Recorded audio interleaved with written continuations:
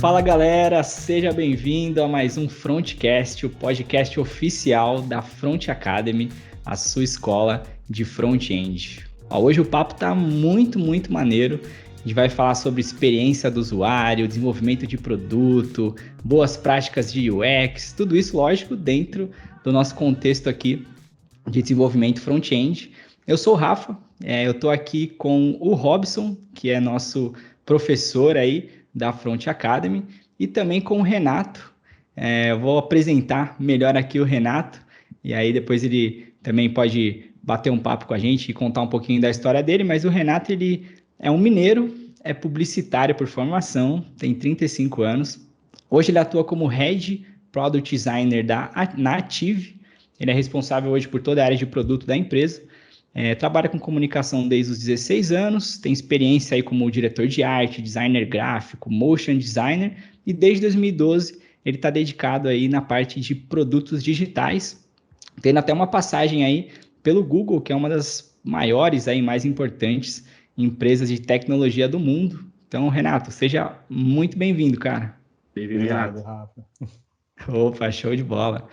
Bom, para começar aí nosso podcast, eu acho que passar a bola aí para o Renato, para ele contar um pouquinho da história dele aí, da jornada, né? Como é que foi todo esse período aí de experiência. Então, Renato, conta aí um pouquinho da tua jornada, cara, e como a gente sempre fala, bicho, não esconde os perrengues, não mascara, não, pode falar tudo, cara. Perrengue que ensina, né? Não tem jeito. É perrengue, é isso aí. Cara, bom, comecei lá 200 anos atrás, né? Quando eu tinha 16 anos de idade, a internet ainda era mato e tudo mais. Trabalhava com gráfica, né? Trabalhava em gráfica mesmo, fazendo correção de fotolito para o meu primeiro trabalho, né? Então, assim, fotolito que vocês de front-end nem imaginam o que são. Não, porque... eu ia dizer agora, eu não sei nem por questão de área e nem por questão de idade. Pô. Pois é, cara. Eu participei, assim, dentro da minha vida eu consegui participar de algumas revoluções digitais, algumas das transformações digitais mais importantes, talvez, que a sociedade teve, eu estava ali presente acontecendo. E uma dessas que foram as mais sutis e que passou despercebido foi exatamente o incremento da gráfica digital, né? Antes o custo da impressão era muito maior, exatamente porque tinha muito mais processos. E um desses processos era o fotolito, que era a chapa que identificava que cor e o que seria impresso no papel, né? Então você tinha um fotolito para cada cor para fazer a somatória das cores, né? E assim, às vezes o fotolito, como ele era um processo de revelação, tipo de fotografia mesmo, vinha com um pedacinho que não revelou direito e tudo mais. Então tinha uma pessoa na gráfica, nesse caso era eu, que ia lá com nanquim e canetinha para ficar corrigindo cada errinho do fotolito. Nossa, comecei artista mesmo, né, cara? Comecei aí assim, aí dali começou a ter a gráfica digital, aí eu fui pro computador, usei aquela coisa maravilhosa que é o CorelDRAW por um tempo, fui pro Photoshop, e aí depois fui estudando, fui evoluindo, passei por agências de publicidade, escritórios de design, até que em 2012 eu falo que o grande chave ali foi, na verdade foi 2010 que foi a grande reviravolta, foi quando eu recebi um iPod Touch como pagamento de um freela de edição de vídeo. E aquilo, cara, aquele aparelhinho pequenininho que fazia tão pouca coisa, mas ao mesmo tempo era tão diferente de tudo que tinha até hoje, né, naquele momento, mudou minha cabeça. Eu comecei a entender as coisas de uma forma diferente. Na mesma época, teve um lançamento de uma revista que chama Computer and Arts. Eu nem sei se ela tem hoje ainda, mas eu fui um assinante dela por muitos anos, cara. E era sensacional ver ali onde é que a arte digital, onde é que a tecnologia estava se encontrando com o design e ter um universo expandido mesmo, assim. E aí teve uma reportagem sobre, eu não vou lembrar os detalhes agora, mas assim, era uma reportagem sobre um cara que construiu um tênis para a Nike todo em código. Ele não fez nenhum protótipo em papel, não desenhou nada, ele só programou o que seria visualmente o tênis. Eu falei, cara, alguma coisa eu estou fazendo de errado. E eu comecei a entender o que era ali essa revolução digital. Muito se falava, né, na época, na publicidade, que o papel ia acabar e que as máquinas iam fazer o trabalho dos humanos. E aí eu fui atrás de saber como fazer, como não ser substituído por máquinas, né? E o que eu entendi é que se você não quer ser substituído por máquinas, faça as máquinas. E entendi que eu tinha que sair ali da parte de publicidade e começar a ir para produto foi quando eu decidi mudar toda a minha vida ali. Mudei de agência, trabalhava numa agência que era 100% offline, fui para uma que já tinha uma parte online, e fui fazer exatamente essa migração, fazer essa ponte, né? Pegava o material que era feito pelos diretores de arte com propostas offline, né? Para papel, para anúncios de revistas, às vezes outdoor, e transformar isso em animações, em AdSense do Google, aqueles bannerzinhos do Google e tudo mais. Colocar isso no mundo digital. E isso foi mais ou menos 2012, né? E foi quando eu percebi que faltava regras. Eu falei assim, já não é possível que ninguém está testando isso, que as regras não estão aqui. Cadê? Tudo no mundo tem uma regra, tem a melhor prática. Cadê as regras para isso? E foi quando eu caí de cabeça na área de UX, que na época era uma pessoa, não era uma área, era o UX, né? E fui estudar tudo, usabilidade, construção de produto digital, enfurnei no negócio. Fui fazer um curso de front-end também, entender na época como é que se construía as coisas através de código, né? Imagens através de código. Percebi que eu não sou para isso, maravilha, assim, entendi como é que funciona, achei chato demais, não é para mim. O meu negócio é realmente fazer a parte anterior, né, ainda imaginar. Escrever nem em português mesmo é o meu forte. O negócio é realmente desenhar, é passar as ideias através de formas. E não pegou. Cara, depois disso eu decidi vir para São Paulo, mudar para São Paulo, porque entendia que a área aqui tinha muito mais oportunidade. E migrar de área quando você já está estabelecido, já está mais velho, né? Eu fiz essa mudança com 27 anos. Já tinha um nome em publicidade em Belo Horizonte, já estava bem empregado, já conseguia me manter ali. E querer mudar tudo foi um pouco assustador, né? Vir para São Paulo, começar tudo do zero, e era começar do zero mesmo. Eu falo que o meu primeiro salário em São Paulo foi a metade do meu menor salário em BH. Meu Deus. Mas Caralho, que coragem, velho. pois é, cara. E vim para roer o osso mesmo, mas roendo o osso, né? Todas essas dificuldades me abriram grandes oportunidades. O primeiro trabalho que eu tive em São Paulo já foi na Edinhos, a extinta Edinhos, né? Hoje, se não me engano, eles têm o nome de Mar Ventures, que era o Thales Gomes, né, o fundador da EasyTax, mais alguns outros sócios que ele conheceu ali de CEOs de empresas da Rocket Ventures, montaram ali um hubzinho de ideias mesmo para começar a cuspir startups e produtos.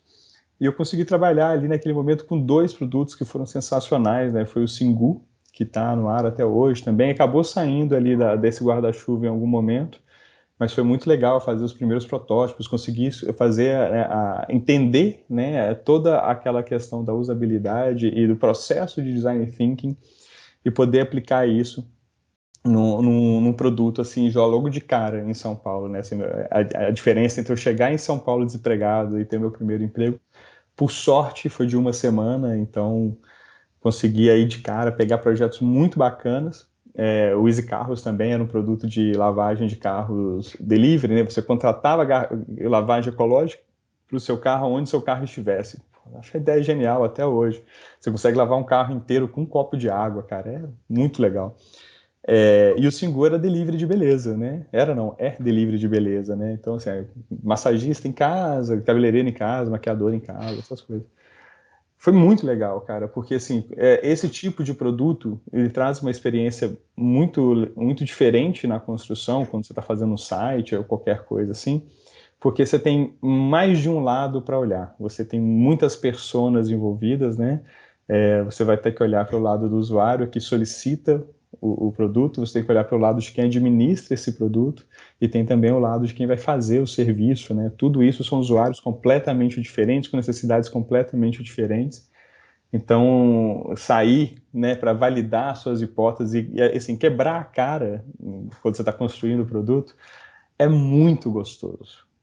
Tá? Eu acho que é um dos maiores prazeres assim, é você aprender com o usuário que o caminho que você estava achando genial não serve para nada. Sensacional. Eu Eu acho compartilho do mesmo. maravilhoso, cara. Eu realmente acho maravilhoso essa sensação. Você chegar e falar assim, cara, olha isso aqui, ó, como que eu sou. Porra, mandei benzaço nessa ideia.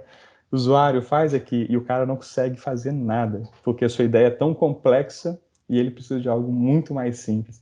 Ou às vezes você faz algo que é tão simples, você fala assim, não é possível que eles não vão entender. E mesmo assim eles te mostram que você não conseguiu ser simples o suficiente, né? Então, é um exercício, esse exercício de empatia diário que você tem que ter no trabalho acaba refletindo em outros lugares da sua vida também. E é sempre importante manter isso ativo quando você está falando de design de produto, né? A coisa que eu faço, por exemplo, é testar produtos que não são para mim. Eu vou no supermercado e falo assim, olha só, um Comfort Refresh, o que é isso?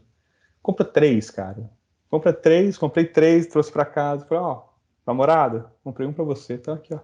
Me fala depois o que você acha. Mãe, comprei um para você. E você vai ter o seu, sabe? E depois eu... E aí, você usou? O que você achou? Pô, achei bom. Ah, como é que foi sua experiência? Coletar essa experiência, somar com a sua, entender, tentar se... Poxa, por que para ela foi assim? Deixa eu entender por que para você a experiência foi diferente para mim. Acaba te trazendo uma visão de mundo diferente às vezes, cara. É começar a enxergar tudo pelo lado de fora, sabe? Se colocar, tentar realmente, ou se colocar dentro de uma situação que você não está e tentar viver aquilo, ou começar a ver as coisas pelo lado de fora, tentando entender todos os lados, não sendo nem intermediador e nem parcial para todos os lados. Acho que Muito isso é a legal. grande magia para mim do design de produto, cara. Cara, muito top. E é maneiro porque você falou, né? Pô, a gente acaba pegando uma mania de que, pô, UX é só pro digital. Mas não necessariamente, cara. Na verdade, a experiência do usuário é tudo, né, cara? Todo produto ele tem a sua experiência, né?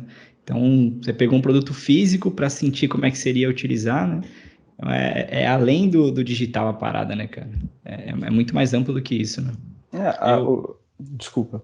Não, eu ia dizer que acho que o Renato ele transcendeu o design thinking. Acho que tipo ele conseguiu aplicar não só no trabalho como design, mas sim em todas as pessoas, como ele disse, e até na vida pessoal. Eu sempre acho que você disse uma coisa, acho que eu concordo assim muito, muito, muito, que é assim, tudo que você faz, você consegue aplicar isso para a vida real ou para outras coisas. Tudo é aplicável, né?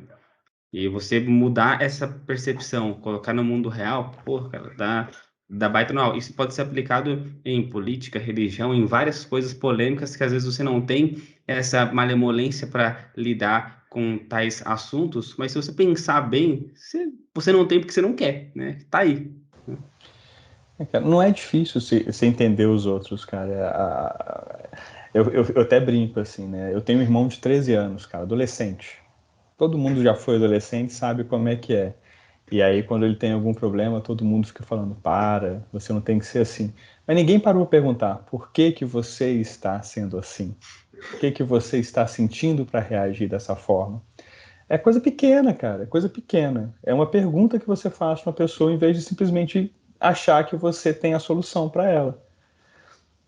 Isso é É, importante, cara, em todos os cenários. exato, né? É se colocar um pouco no lugar da pessoa também, né? Porque se você só fala para um adolescente e não tenta entender como é ser um adolescente ou lembrar como é ser um adolescente, é difícil de entender por que que ele age daquela forma, né?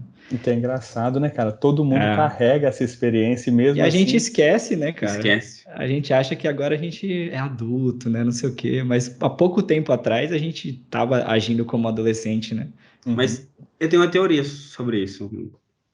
Eu acho que nós esquecemos porque fica subentendido. Eu costumo dizer isso lá na empresa, que eu odeio coisas subentendidas. Coisas que parecem óbvias têm que ser ditas, Uhum. precisam ser ditas. O mais óbvio que parece ser, quer dizer que tá errado. Se tá muito óbvio, cara, tem uma coisa muito errada. Então a gente tenta falar tudo. Às vezes as coisas mais simples tentam ser falada, verbalizar. E na hora que você verbaliza, você muda. Você começa a falar, opa, calma aí. Quem nunca foi, sei lá, fazer uma pergunta assim para alguém e no meio da pergunta você fala: ah, não, deixa quieto, já sei. Por quê? Verbalizou. Então Verbalizou. você colocou em um objeto, em uma fala, alguma dor, e você, cara, já entendi, olha só. E é a mesma coisa, né? Acho que a gente esquece, não por mal ou por questão de tempo, que a gente não verbaliza, a gente não compreende desse jeito, né? As coisas. Eu acho que uma grande maturidade que o designer pode adquirir na vida é exatamente entender que o bom senso não existe. O bom senso não é nada mais que a expectativa que alguém está aplicando em você, né? Está jogando em cima de você, sem te falar qual é a expectativa dela. Eu espero que você tenha o bom senso de descobrir o que eu espero de você e realize. Então, a primeira coisa, né, assim, é que qualquer pessoa, assim, que eu falo para o design, cara, ele não sabe o que você quer, ele não vai saber te dar a resposta se você não fizer a pergunta corretamente para ele, e mesmo que você fizer a pergunta corretamente, você tem que dar o melhor meio dele responder corretamente para você. Não é só fazer pergunta e esperar qualquer resposta. E essa é a parte que o bom senso não pode existir. Se você tem a expectativa de que aquilo aconteça dessa forma, você tem que deixar claro. Olha, eu preciso que você responda essa pergunta usando tal ferramenta, fazendo de tal maneira. Se eu só falar, responde essa pergunta para mim, existe milhões de maneiras de fazer. E alguma delas não vai ser ideal para você. E provavelmente vai ser que o usuário vai fazer. Tenha certeza disso. Tenha certeza.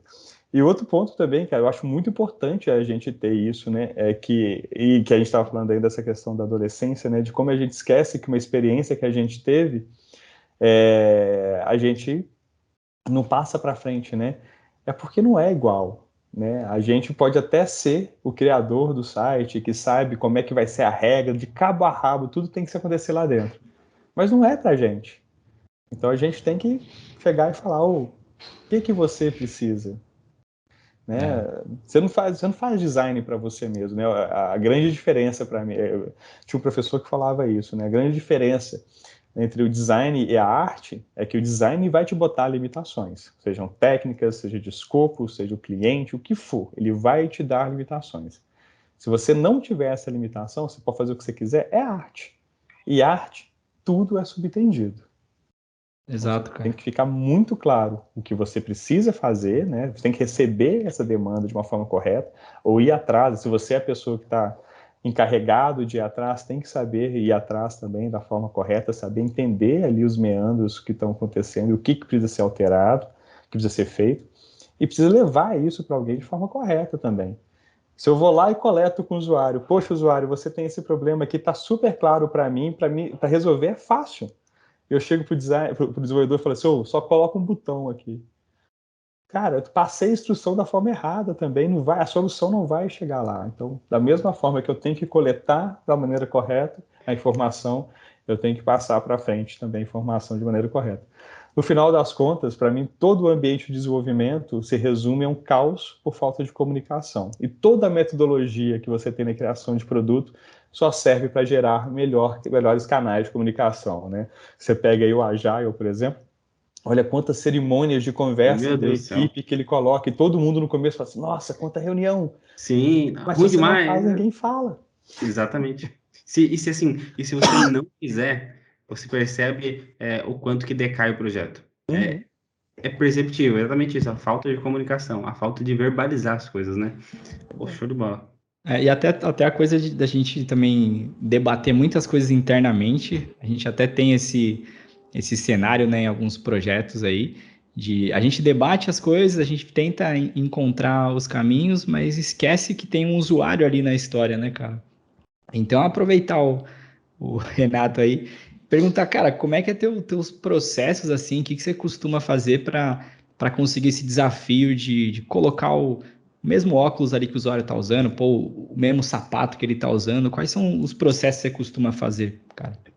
Cara, tem algumas metodologias que podem te ajudar muito em relação a isso, né? Tem 2 livrinhos que eu acho que são mágicos, 3, na verdade, que todo mundo tem que ter, porque eu acho que dali, pelo menos a maneira mais fácil de você encontrar umas respostas claras, você vai ter. Que é o Design Sprint do Google, né? O Google Design Sprint. É fácil de aplicar, não tem muito mistério, você consegue, né, tanto identificar ali nas conversas do usuário o primeiro problema e já conseguir, né, dar uma solução de forma rápida. Para quem não conhece, né, o Google Design Sprint propõe que você tenha, né, tanto a identificação do problema quanto a entrega da solução no prazo de 1 semana. Então, você tem ali exatamente as atividades que você precisa fazer em cada dia dessa semana, ou desses 5 dias úteis, né, da semana, para você conseguir, né, desde identificar um problema com o usuário, saber sentar com o usuário, conversar com ele, identificar qual que é o problema, até conseguir fazer uma proposta de solução, testar com o usuário novamente, documentar o resultado desse teste e passar para o desenvolvimento, né, passar para a elaboração. Então acaba que é mais ou menos, isso é a minha rotina, né? Seja usuários internos ou externos, seja até por porta-voz do usuário, né? Às vezes com um Hotjar você consegue tirar muita informação, ou até uma solução de ticket. Às vezes um usuário está com bug, alguém vai fazer suporte, pô, posso acompanhar? Eu quero só ficar ali caladinho, quietinho. Mas observar é muito importante, observar o usuário é importante. Tem um amigo meu que ele estava no Gap Ninjas um tempo atrás, era o designer-chefe do Gap Ninjas. Eu achava engraçado visitar ele, porque no escritório dele, na sala de design, tinha uma placa assim: nós não conversamos com o usuário há X dias. Né? Então, da mesma forma que uma empresa comemora que não tem acidentes, né, por X dias, para um designer ficar sem conversar com o usuário por muito tempo, você está longe dos problemas, obviamente vai estar longe da solução. Então, cara, tentar conversar com o usuário pelo menos uma vez por semana faz parte do meu trabalho ali, começar a identificar o que pode ser melhorado, levantar essas dores, depois tentar elencar, né, quais são as principais dores, ver ali, olha, isso aqui é muito fácil de resolver, traz muita solução para o usuário, isso aqui já demora muito mais, a solução às vezes não está nem naquela tela que o usuário está interagindo, né? Às vezes a solução está muito atrás. Então, identificar o tamanho do problema, depois discutir com a equipe, né, como que é a melhor forma de solucionar esse problema. Solucionar o problema não parte só do design, né? O design é uma das ferramentas de solução de problema, então você envolver outras pessoas do time, você ter outras pessoas do time com confiança e capacidade para sentar e conversar sobre o produto, né? Então, às vezes trazer um desenvolvedor back-end para falar da parte técnica, porque assim, lembrando, né, design é limitações. Você tem limitações técnicas também, tem coisa que você até quer fazer, mas às vezes é tão árduo para programar que não vale a pena fazer dessa forma. Então, você tem que trazer todas as limitações técnicas, levantar isso, conversar com todo mundo, explicar qual que é a solução que você quer ter internamente primeiro. Tá tudo certo? Tá tudo certo. Volta no cliente, o usuário, na verdade. Eu não gosto de falar cliente, porque cliente tem que ter razão. E a gente não tem cliente, tem usuário. Então, usuário, é isso aqui, Até o usuário é uma palavra engraçada também, né? Se for pensar, mas cai na piada, né? é usuário de quê, né? Porque é usuário de bytes. É pior que De bytes. usuário Esse é de... o pior que tem. Cara, usuário de tela. Não tem nada que vicia mais no mundo do que tela. Verdade. E aí, cara, então assim, o Google Design Sprint é uma metodologia que eu gosto muito de aplicar, é fácil de aplicar, você consegue solução rápida. Se você pegar o Design Thinking, né, na prática mesmo, tem até um livro sobre o Design Thinking, qualquer um deles que vai pegar o passo a passo, a metodologia não tem grandes mistérios, você vai ter ali uma dica do autor ou outra, mas isso ali é um beabá. E esse beabá é muito importante dentro da área de produto, né? Você conseguir fazer, né, o Double Diamond, né, todas as duas checagens, os testes, e conseguir colocar algo em produção que realmente já foi validado para o usuário é muito importante. E aí tem aquela questão também, né, de se fazer as perguntas corretas. E aí tem um livro que é o Lean Inception, do Caroli, que para mim é um cara que tem metodologias muito boas, que conseguem fazer, que consegue te ajudar até essa imersão dentro do problema do usuário, dentro da empresa dele, conseguir entender, se colocar lá dentro. E até trazer também, às vezes, o usuário, né, usuário/cliente, para dentro do seu processo. Porque se o usuário também não vê o seu processo acontecendo, às vezes não dá o valor devido para ele, né? Se ele não participa, fica algo que a gente fala fluff, né? Algo muito intangível, né? É engraçado, assim, você vai fazer uma review com os stakeholders, né? Com as pessoas que precisam receber o produto, aprovar o produto. Aí você vai lá e mostra, né? O desenvolvedor mostrando um monte de código. Olha, isso aqui foi o que eu fiz, aperta aqui, blá, blá, blá, blá. Telinha maravilhosa. Aí vem o front-end, ó, isso aqui antes era assim, todo quadradão. Agora tá aqui, ó, sombrinha, bonitinho, papapá. Aí vem o designer, né? Isso aqui é o protótipo do que vai virar alguma coisa lá na frente. E aí a reunião faz só. Pode. Então, se você não consegue trazer essa galera para você, fala, olha, conversei com o usuário, tive várias conversas, entendi o problema dele, esse foi os problemas que nos trouxeram. Por causa desse problema, eu estou sugerindo isso aqui, isso aqui vai trazer valor para a gente assim, assim, assado. Por isso a gente tem que fazer alteração. Ah, por que eu estou trazendo isso aqui? Porque se isso for aprovado, altera plano de front-end, altera plano de arquitetura, altera plano de back-end, o que for. A gente precisa deixar, né, o negócio encorpado. Não é só falar, ah, que telinha bonita, olha quadro. Porque senão você vira o cara que faz quadradinho, né? O quadradinho colorido é sua responsabilidade. É muito mais do que isso, né? A gente, eu e o Rafa, a gente acaba trabalhando junto num projeto e a gente vê, né, Rafa? Às vezes uma palavra mal colocada, o cara destrói toda a jornada dele. Exato, cara. Parece detalhe, né? Mas tem uma importância gigantesca, cara. É muito louco Exatamente. isso. E até falando nisso que você colocou de responsabilidade, cara, já jogando um pouquinho de polêmica aí na roda pra gente falar, e também o Robson dá a opinião dele, Eu né? estou em minoria, quero deixar bem claro a todos É os ouvintes verdade, é aqui, eu sou o verdade. único front-end aqui, estou em minoria. É Não, verdade. front-end aqui todo mundo tem uma pitada de ser. É verdade. É, No mínimo um CSS a gente consegue no fazer. mínimo. HTML, CS5 ali, se for só pro Google Chrome, eu garanto. Responsivo ainda. Mas Mas, falando um pouco do. Desculpa, falei, Renan. não, nem responsivo assim, nem tanto, nem tanto. Responsivo nem tanto. Falando um pouco dessa parada de responsabilidade, cara, como é que você enxerga, e vocês, na verdade, né? Como é que vocês enxergam essa parada de. Às vezes fica uma coisa assim, não, eu sou UX, então a responsabilidade é minha do UX, obviamente, mas aí eu sou front e eu só faço a tela. Eu não estou preocupado porque alguém já fez isso, né? Eu sei que isso é meio comum, mas até queria escutar de você, Robson. O que você pensa disso, cara? Faz sentido esse pensamento de, pô, o UX fez a parada, eu só vou pôr o código aqui. Eu nem tenho que saber o que foi feito porque não é responsabilidade minha. Na verdade, é, eu, eu brigo constantemente há algum tempo com muitos front-ends que eu conheço por pensarem assim. Eu acho que eu não concordo na ideia de, pô, sou front-end, então só vou fazer aqui o que o design me passou e acabou. Já foi validado isso para o usuário, já foi feito tudo. Eu não posso subentender, sabe, novamente, que já foi validado. Eu tenho que sempre conferir, sempre participar do processo. Eu tenho uma frase que é assim: se você não participa do processo, o processo te tira da ação, entendeu? Você sai do fluxo, porque você acaba ficando dispensável. Se você é um cara que só faz CSS, meu amigo, desculpa, tem um monte que faz só CSS aí e bem mais barato.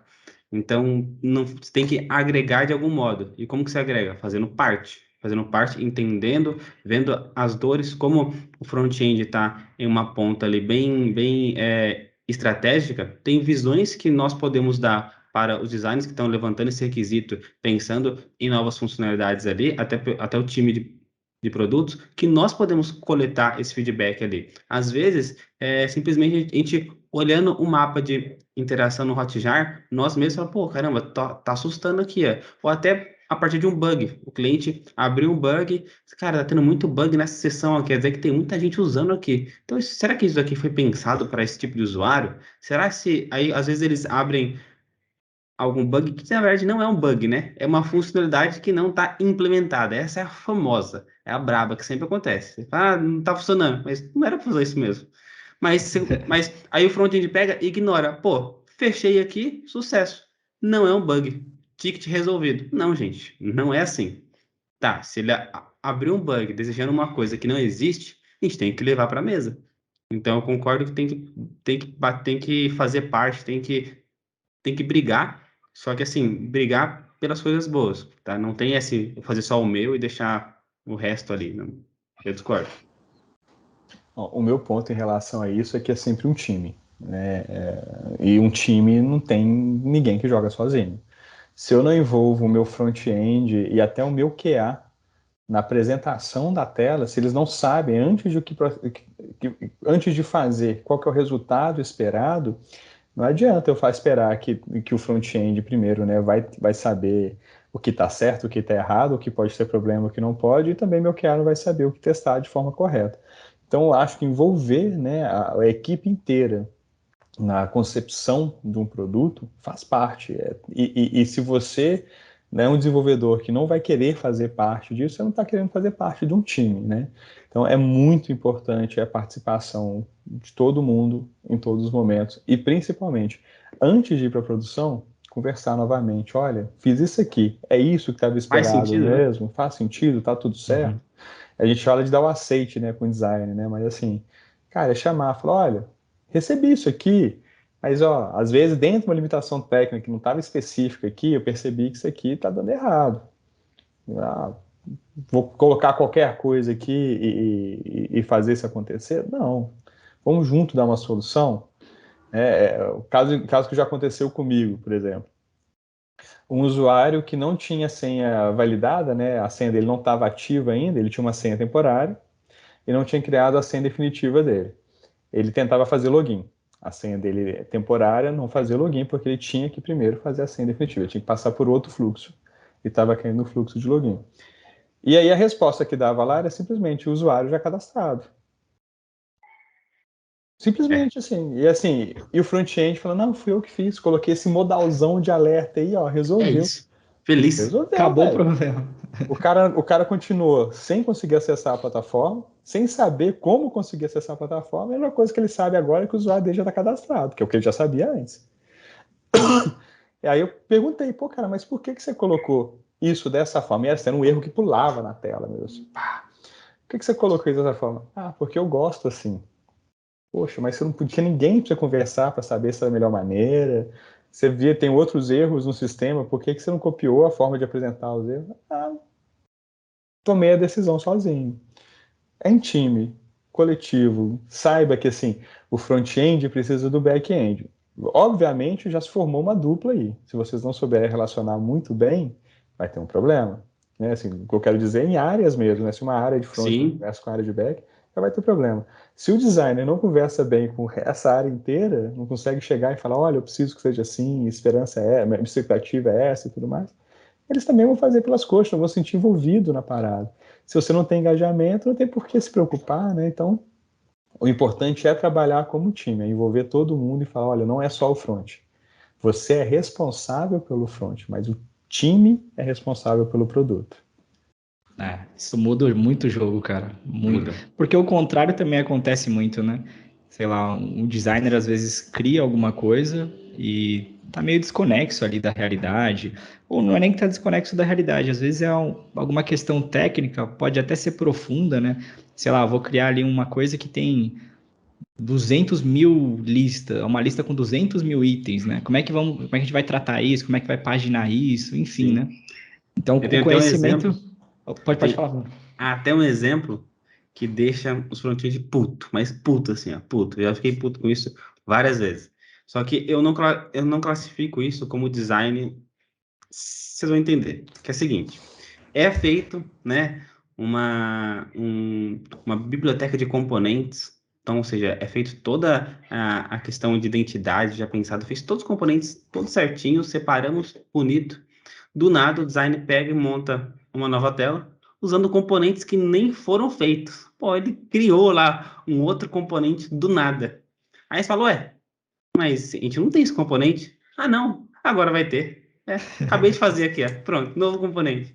A gente fica doido, porque, pô, a gente fez toda esse trabalho inicial para montar, e aí, de repente, cria uma coisa que quebra, pô, a gente fica doido. Mas eu hoje, antigamente eu não conseguia entender, mas hoje eu entendo perfeitamente, que é o mesmo caso do que eu falo de ser front-end. Antigamente era muito fácil ser front-end. Muito fácil. Você tinha que saber realmente HTML, CSS, JavaScript. Pô, sou front-end. Você não tinha que saber arquitetura, você não tinha que saber componentização, você não tinha que saber libs, tipo React, Angular, Vue, você não tinha que saber nada disso, nada. Você tinha que saber apenas fazer um código ali, você não tinha que saber fazer teste unitário. Era muito mais simples antes. Hoje, você tem que saber tudo isso, fora se comunicar, a comunicação ativa, a passiva, fazer tudo isso daí. Então, é a mesma coisa que eu acho dos designs. Essa visão que o Renato deu, cara, e que o Rafa consegue mostrar isso no dia a dia aqui no time da Front Academy, a gente percebe que são designers que têm uma maturidade muito grande. São pessoas de outro planeta, né? Que já entenderam o jogo. a regra do jogo já foi muito perceptível ali para eles. Porque tem designers que acham que realmente eles se limitam a ficar fazendo tela, fazendo banner, fazendo botãozinho bonito, ficar mexendo mesmo com CorelDRAW, Photoshop, ou mexer com o programa não é ser design, né? Ser design é você pensar em resolver alguma coisa, pensar como o usuário, né? Então, eu entendo, né, que talvez, até essa pergunta que o Rafa fez, pode algum front-end ficar puto com a minha resposta, né? De brigar com eles, mas é porque eu entendo também. Tem designs e tem designs, como também tem front-ends e front-ends, né? Exato. Exatamente. Tem essa questão, Robson, que eu acho interessante aí que você trouxe da componentização nas bibliotecas. O produto é um produto vivo, né? Ele está vivo. Ele vai ter novas necessidades, para novas necessidades, novas soluções. A forma de gerir essa biblioteca junto é muito importante. Não é só o designer impor. É chegar e falar, galera, vocês estão usando já alguma biblioteca? E, cara, isso é uma pergunta, isso é uma dica de ouro, hein? Isso é uma pergunta que poupa um tempo do designer que é, assim, é absurda. Chegar para o desenvolvedor e falar assim, olha, qual que vai ser a tecnologia? Já estão pensando em usar uma biblioteca de componentes? Qual que é? Me fala. Provavelmente, se for uma biblioteca grande o suficiente para essa decisão ser tomada, ela já vai ter um design kit pronto. Você já vai saber quais componentes usar. Pode surgir a necessidade de novos componentes? Surge. Conversa com o time. Tem algum componente que a gente consegue pegar e adaptar para essa solução? Ou precisa ser realmente um do zero? Se vai ser um do zero, qual que é a melhor maneira de criar? É realmente criar dentro da biblioteca que já existe ou vamos criar uma biblioteca nossa e começar a importar componentes para lá? Sabe? E obviamente, gente, assim, faz parte do papel do design ter um design system, saber ali quais componentes fazem parte da biblioteca do sistema. O time de desenvolvimento tem que ter acesso a isso, a gente tem que ter comunicação.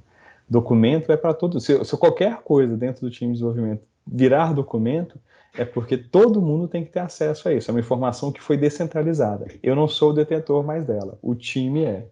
Então, tem documentação? Mostra o link, passa para todo mundo, deixa de forma visível para todo mundo. Vai criar um novo documento, novo componente? Front-end, back-end, estou precisando fazer isso aqui, vai ter uma chamada lá, vai fazer assim, assim, assado. Mas explica primeiro o propósito. Assim, uma coisa que é também outra diquinha de ouro. Não explicar a solução. É explicar o problema. O designer não está aqui para passar a solução para frente. Ele está aqui para identificar o problema e criativamente arranjar a melhor solução. Às vezes a parte criativa, a melhor solução, cara, às vezes está numa linha de código, não está nem na tela. Entendeu? Então, assim, você se desapegar de que a solução tem que partir de você, na verdade a solução não parte de nenhuma pessoa única num time de desenvolvimento, né? Ela parte sempre da decisão do coletivo, já é um ganho. Então, você chegar lá para o seu time e falar, pessoal, estou com esse problema, preciso que o usuário consiga fazer isso, isso, isso, assado. Já pensei em algo assim, assim, assado. O que vocês acham? Envolve, pessoal, envolve as pessoas. Né? Se você quer engajamento, você quer que a pessoa pegue o seu layout e vá fazer com amor, com esmero, mostra para ela o tanto que isso é importante para os dois, não é para mim, não. Não é o layout que eu fiz. É o sentimento de dono, né? Olha como esse produto que a gente está fazendo vai ficar bonito, entendeu? Traz isso para a pessoa, engaja ela, envolve ela. Senão, cara, vira guerrinha. Eu faço mais, eu faço menos. Tem que tirar o ego. Ego todo mundo tem. A gente tem que começar a tirar ele da frente, não tem jeito. Perfeito, cara. Eu vou ter que mandar esse link desse vídeo nosso, desse podcast, para todos os designers que eu já trabalhei. Falar assim, ó, pô, era isso que eu queria. Era difícil? Era só isso que eu queria. Mas assim, isso tem um problema também da formação, tá, Robson? A gente é formado como artista. Né? Assim, e eu falo na formação tanto de publicitário como de designer, né? A gente é formado como artista. A gente é formado que a gente vai ser mimado, a gente é formado que inclusive as coisas ruins vão ser boas. Quem aqui de publicidade já é formado assim, cara, um dia você vai ter a gloriosa pizza da madrugada. E sabe quando você vai ser o cara bam da agência? Quando você puder escolher o sabor. Top. Tá aí. Entendeu? Então, assim, a gente já vem, né? A gente já vem da faculdade com essa questão de um ego mais inflado. A vida vai vir bater no você, né? Não tem jeito, não tem nada que ensina mais do que a vida. Mas se você conseguir ser humilde e trabalhar em time, cara, saber que ninguém no time vai ser melhor e mais importante que o outro, e primeiro que tudo, né, assim, todo mundo é substituível. Então, se você não consegue fazer um bom trabalho coletivo, alguém vai entrar no seu lugar e vai fazer. Com certeza, cara. Não, eu posso falar de várias vezes que eu conversei com desenvolvedores, seja de front ou de back-end, né, cara? Cara, os insights são muito bons, assim. Na maioria das vezes, é muito bom. Sei lá, você Uhum. vai fazer uma tela de relatórios. Cara, o tanto de dado que tem ali, o tanto de fonte de dados que tem ali, é muito mais inteligente você bater um papo com a pessoa que está desenvolvendo aquilo do que você tentar entender como aquilo tudo funciona, né? Então, depois de entender o usuário, né, a gente tem que entender também, assim, os designers que podem estar ouvindo aí, né? Temos que entender também um pouco da tecnologia, né, cara? Ou até bastante, né, que seja. E Bastante. quanto mais a gente entende, mais a gente consegue construir coisa que faz sentido em conjunto, né?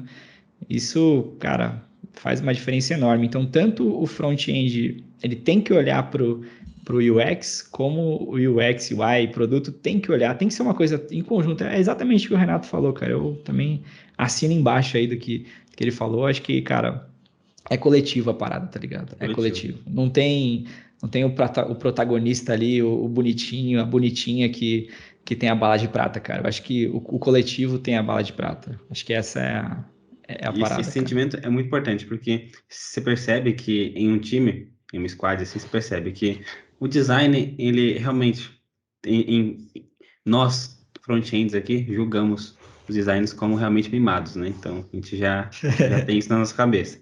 A gente entende que os back-ends são aqueles reclusos, né, que não gostam de aparecer, né? Front-end é exibido, né?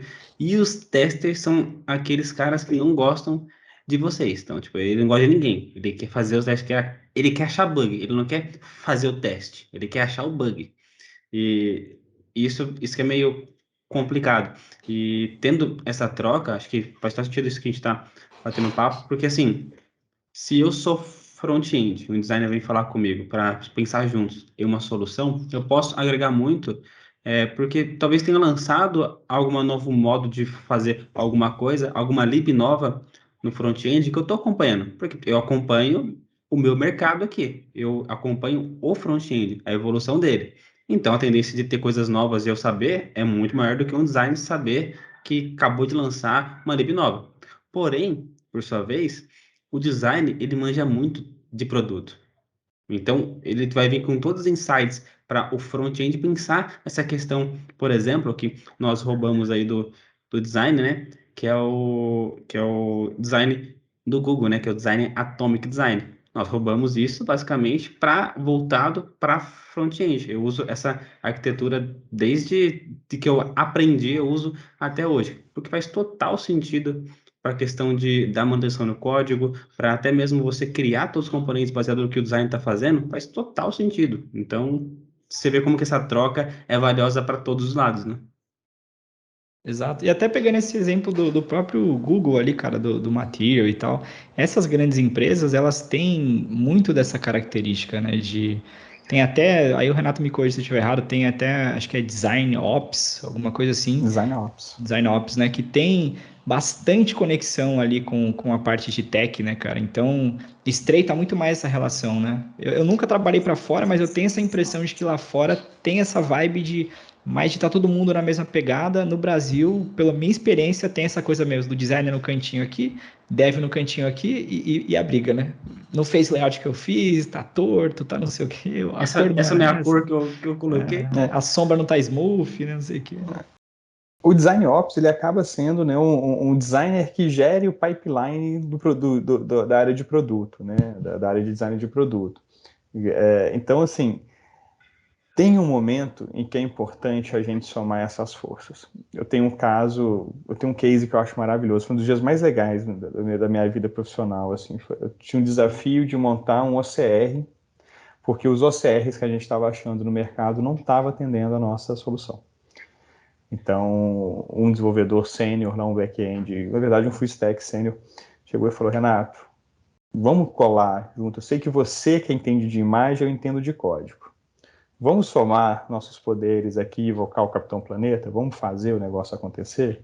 Nossa, eu mandei uma referência de velho pra caramba. Metade da galera deve saber quem é o Capitão Planeta. Mas vai atrás, é um desenho que vale a pena. É top, é bom, velho. Vale a pena. Mas assim, vamos somar nossas forças aqui e conseguir fazer um negócio legal. E foi, cara, e foi um dia de trabalho. Ele pegou uma biblioteca que já estava mais ou menos pronta.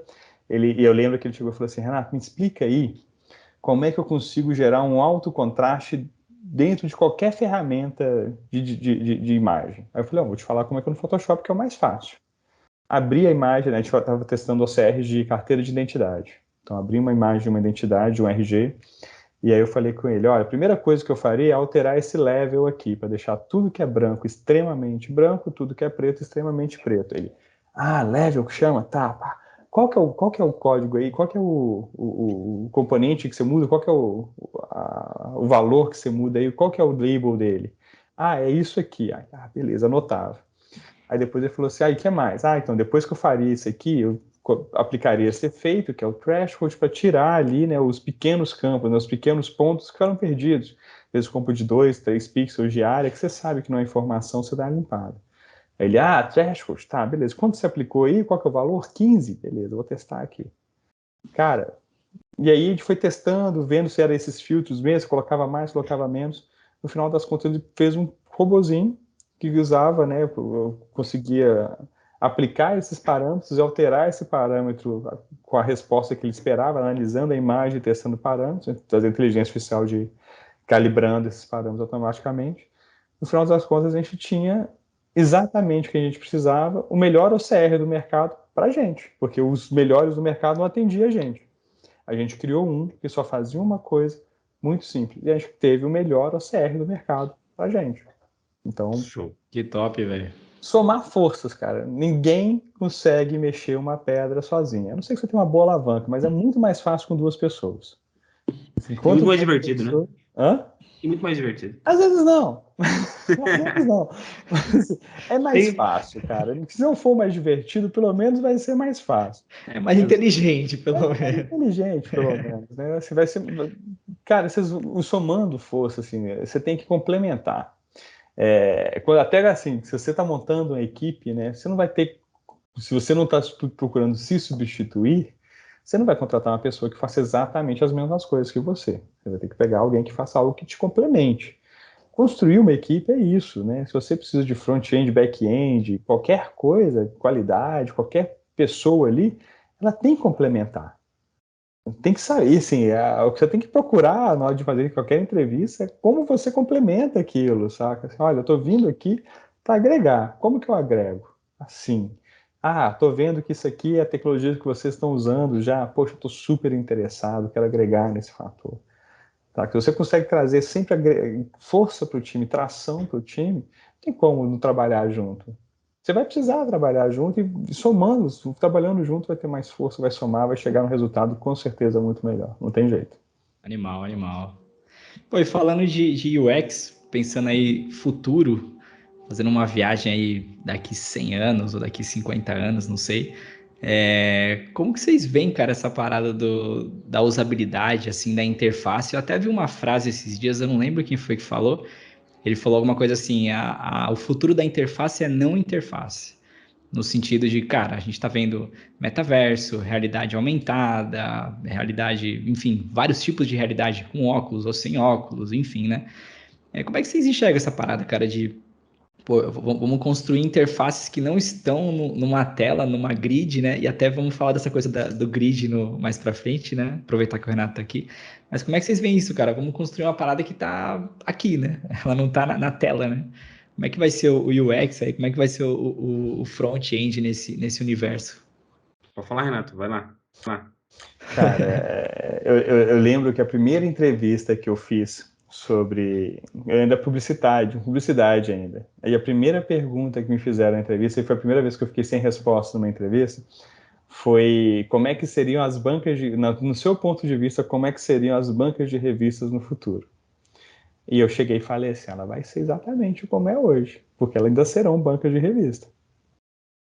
Enquanto elas forem bancas de revista, elas serão igual a hoje. E acabei passando na entrevista. Mas não acho que foi quando essa resposta, não. Mas, assim, o futuro da interface, quando você fala assim, o futuro da interface, se existe interface, se a gente está falando do futuro da interface, ainda é uma interface. A forma de construir interface, eu acredito que não vai ser diferente. O que vai mudar muito é a forma que você vai testar essa interface. Porque, assim, para construir hoje um ambiente 3D, eu ainda uso um computador que simula um ambiente 3D. Para construir um ambiente 2D, eu uso exatamente o mesmo computador. Mas simular uma pessoa que vai navegar num ambiente 3D e simular um teste de uma pessoa que vai navegar no ambiente 3D é muito diferente. Então, o que a gente vai ter que pensar muito mais não é como construir a interface. Cara, você pode ter certeza que a construção de interface no futuro vai ser a coisa mais fácil. Mas testar essas interfaces vão ser cada vez mais difíceis. Principalmente pelo custo do teste. Uma coisa que eu fico brincando com um amigo meu, né? Que a gente fala do metaverso, mas o metaverso do Facebook, né? A realidade virtual, não a Web 3.0. Que ele fala que é muito sensacional, é muito massa, é muito massa, é muito massa. Eu falo, cara, ela é extremamente limitante, ela é extremamente exclusiva, ela vai tirar um monte de usuário desse meio. Ela vai deixar um monte de gente que não tem realmente dinheiro para comprar um óculos que no Brasil está custando em torno de R$ 3.000 para acessar. E como é que você vai fazer com essas pessoas? Essas pessoas estão sendo excluídas que a gente tem que se importar também. Como é que eu coloco ela para ter uma experiência dentro desse produto? Como é que eu vou testar essas pessoas dentro do meu produto? Entendeu? Será que eu preciso excluir essas pessoas para ter o meu produto? Esses são os pontos que eu gosto de pensar.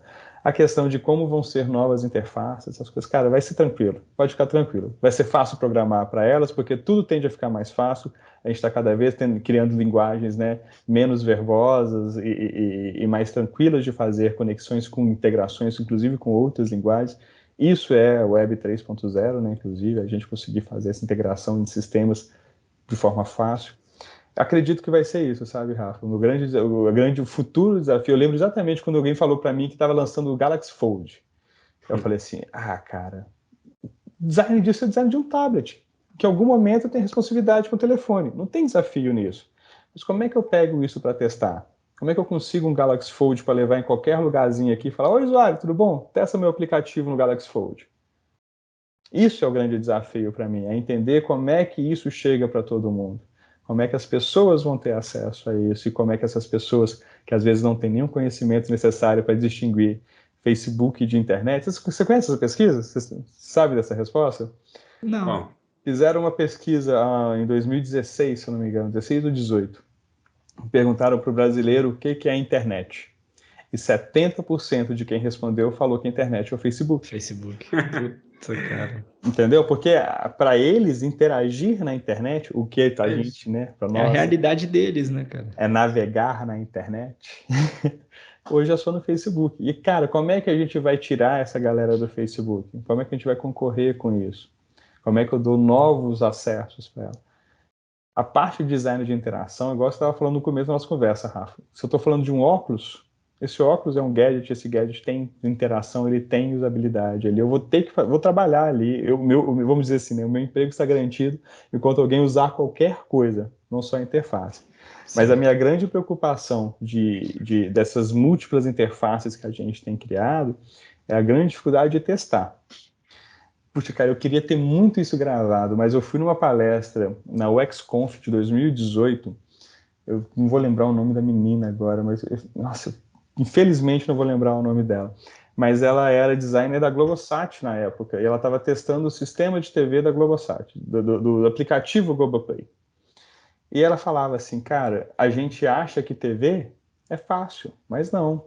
Cada TV, você fala assim, pô, o que é a TV? A TV aqui eu tenho um controle, é como se eu tivesse uma interface 1920 por 1080, um mouse e tá tudo resolvido.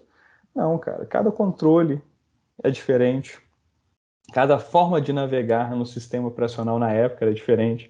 Na época você tinha 5 ou 6 sistemas operacionais de TV, hoje você tem 3 principais, né?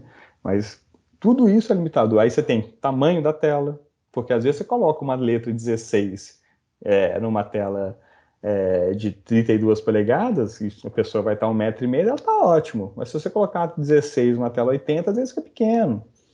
Entendeu? Então, tudo isso, pensar e testar, e ela falava muito da dificuldade de testar. Porque como é que eu consigo maior variedade de controles? Como é que eu consigo uma variedade de telas? Como é que eu consigo maior posicionamento de tela? Porque a tela em cima da minha mesa é uma coisa, pregada na parede é outra. Com o suporte articulado é outra. São tudo experiências diferentes que ela acaba tendo, que a pessoa que vai usar o produto dela acaba tendo, né? E isso tudo tem que ser considerado.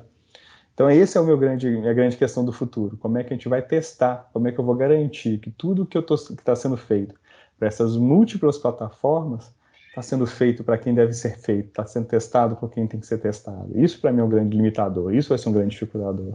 Pode crer. Eu penso bastante na parte da realidade aumentada, né? Porque a realidade virtual, onde você está num ambiente 3D, ele meio que hoje em dia está tentando repetir o que a gente tem na realidade normal, assim, né? Então a pessoa senta ali numa sala de A aula, realidade tem. normal é maravilhosa. Nossa, a realidade. Realidade normal é bom. Novos conceitos aí filosóficos e semióticos. Mas na Absurdo. realidade. Não, relaxa. Mas na realidade aumentada, cara, é muito louco mesmo, né? Porque você tá vendo coisas que não estão ali. Então, sei lá, tem coisas que estão sendo colocadas ali, né? Tipo, aumentando aquela realidade, né? Então, é o que você falou. Como é que você testa isso, né? Se eu olhar para cá é uma coisa, se eu olhar para cá é outra, né? Como é que, enfim, né?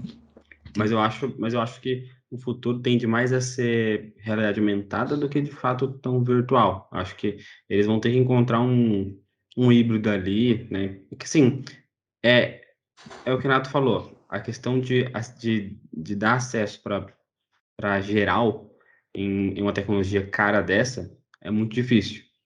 Eu imagino duas possibilidades. Uma, que essa tecnologia se popularize muito e quem tem condição de obter vai utilizar, e com isso, alguns fabricantes vão pensar, pô, dá para fazer algo mais barato e vai começar a baixar o preço. Igual era o PS4, por exemplo, o PS2, computador por si só. Eu fui ter computador depois de muito tempo, porque realmente não tinha como. Foi popularizando, popularizando, alguém foi fazendo algo. Esse preço foi abaixando, não é que eu fui ganhando mais dinheiro, que o preço foi realmente abaixando.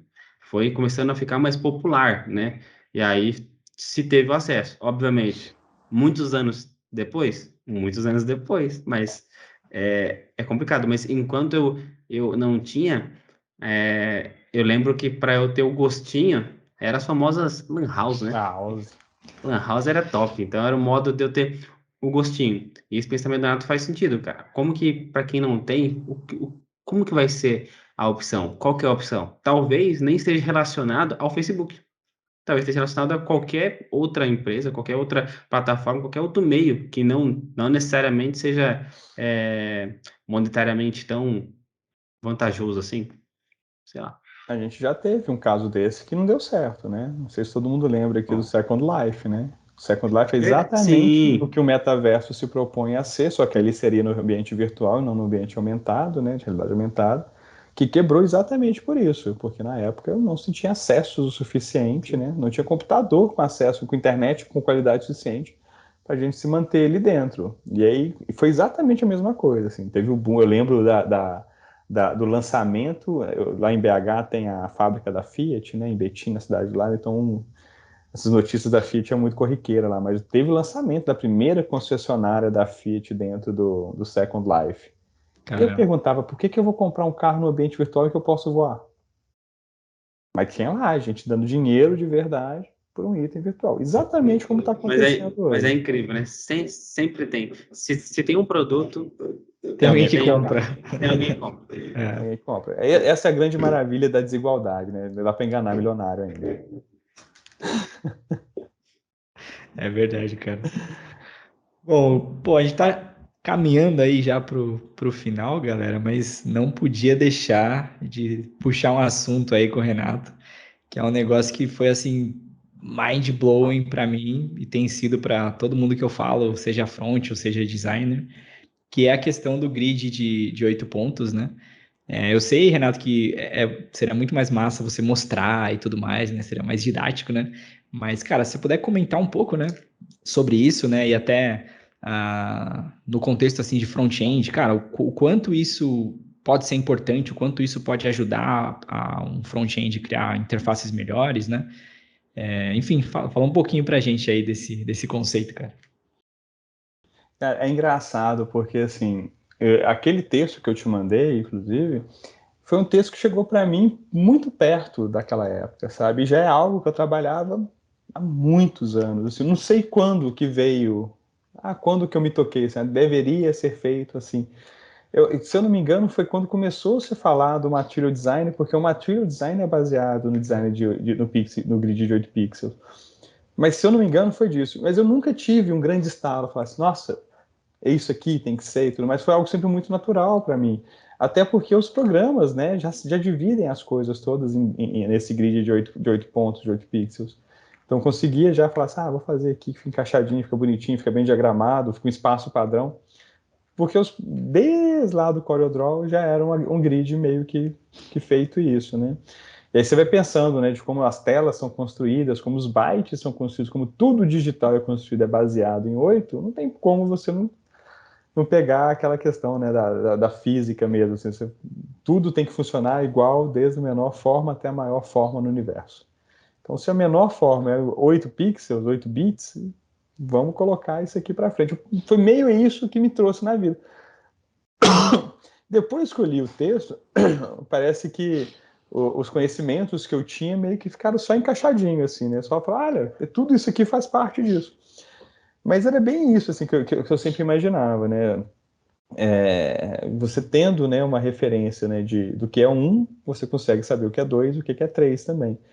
E como o 8 pixels você consegue fazer essa escalabilidade, né, essa interação, essa responsividade, exatamente dessa forma, né, definido que o 8 é 1, 2 vai ser 16, 3 vai ser 24, e você consegue colocar, né, toda essa maleabilidade depois dentro de tela. E assim, se você pensar nesse grid, nessas proporções, acaba tudo fazendo sentido desde o conceito de design de proporção áurea, de espaçamento, de respiro, tudo isso vai casando. E com o seu próprio, aí sim, né, o seu talento de design, você consegue aplicar essa regra e extrair grandes respostas dali, assim, uma facilidade de componentização, de grid, de encaixar e retirar coisas. Vira um Lego, né?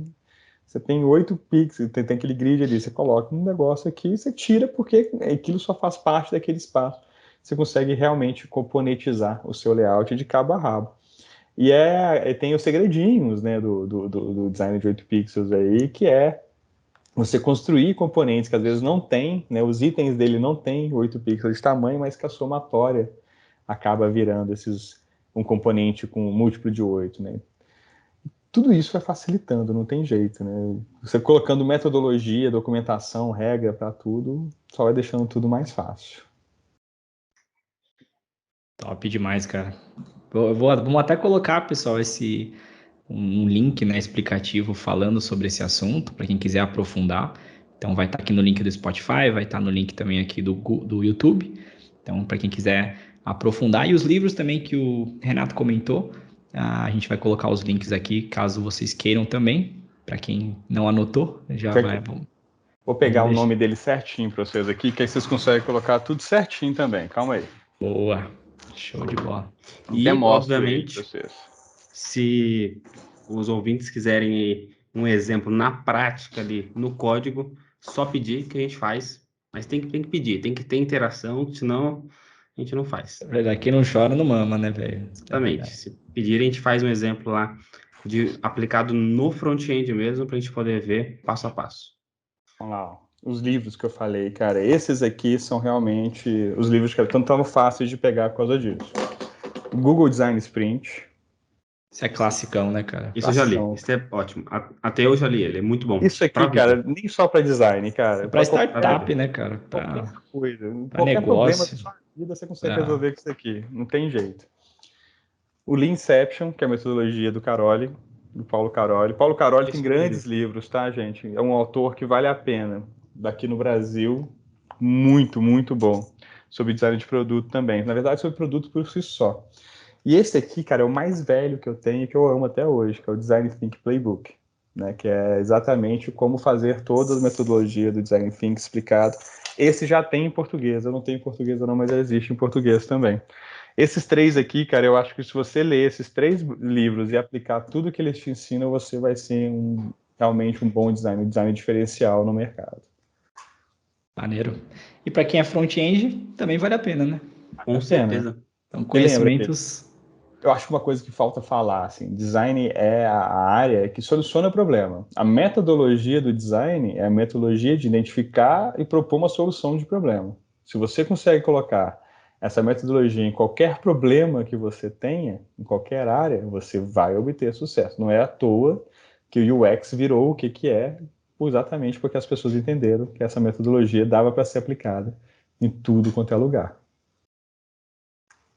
Top demais. Show. Bom, pessoal, estamos aqui chegando ao fim e como a gente sempre pede para os nossos convidados, Renato, se puder, cara, dar um recado aí para quem está entrando nesse mundo de tech ou de design, ou até para quem já está aqui nesse mundo e quer evoluir. Então, cara, fica super à vontade aí para dar um recado para essa galera. Cara, são 2 coisas que eu gostaria de falar. Uma é, não tem jeito de andar sozinho nesse mundo. Vocês procurem pessoas que você vai confiar e formem duplas. É importante você conseguir trabalhar com alguém que você confia. É legal isso. Entender que dentro de todo o time pode ter um parceiro mais próximo. Não estou falando para a vida, não. Mas assim, dentro do seu pequeno métierzinho ali, forme companheirismo. Gere um time. É importante trabalhar sempre de forma coletiva. Vai ser muito mais fácil. E o segundo, cara, é meter o ET Bilu, não tem jeito. Busque conhecimento, não para de estudar. É uma área que eu acho complicadíssima. Eu não sou desenvolvedor porque eu sei dos problemas e dos desafios que ser desenvolvedor e é um desafio que eu não estou topando assumir ainda. Que é essa questão de estar sempre se renovando, todo dia tem uma linguagem nova, todo dia tem um vídeo no YouTube com alguém de 12 anos fazendo algo que você não sabe fazer melhor do que você. E você precisa saber que essa pessoa tem muito para te ensinar. Então, não tentem, não achem que você já é o melhor. Amanhã vai ter alguém melhor que você. Tente ser amigo de quem é melhor que você, porque essa pessoa vai conseguir te fazer ser melhor também. E a última coisinha, assim, é tomar muito cuidado com a saúde mental, galera. Assim, programador tem um problema, especificamente, que eu acho que é um problema muito grave da área, que a pessoa tem de hobby exatamente o trabalho dela. Então, o cara trabalha 8 horas por dia escrevendo código e fala, agora eu vou relaxar, vai escrever mais código. Tome cuidado com isso. Perigoso. Tome muito cuidado com isso. Já cansei de ver casos de gente que em algum momento fica mais cansado que deveria, o desempenho cai, porque na hora que você vai ver, o cara não está trabalhando 8 horas por dia, o cara está trabalhando 16, 12 horas por dia. Sabe dar o ponto final nas coisas também. Cara, muito importante, hein? Renato, tocou em pontos muito bons aí. E, cara, eu reforço tudo isso que você falou, assina embaixo, né? Como o Rafa disse. E digo até uma coisa a mais. Comecem a ter mais empatia, né? Nós, front-ends com design, com back-end, com as pessoas em si, né? Vamos ser mais empáticos, né? Vamos ter mais empatias no mundo, né? E é isso. De fato. Isso resolveria muita coisa. Sem dúvida. Pô, galera, foi top demais o nosso episódio aqui, Renato. Brigadão, cara, por participar. Acho que tem coisas muito preciosas aqui dentro desse episódio. E você que tá escutando, pô, se ainda não curtiu, cara, dá uma curtida aí, segue a gente, pega esse episódio aqui, compartilha para aquele designer que precisava escutar essas coisas, ou front-end também que precisava escutar algumas coisas que a gente falou aqui. E é isso aí, galera. Vamos ficando por aqui e até o próximo. Um abração.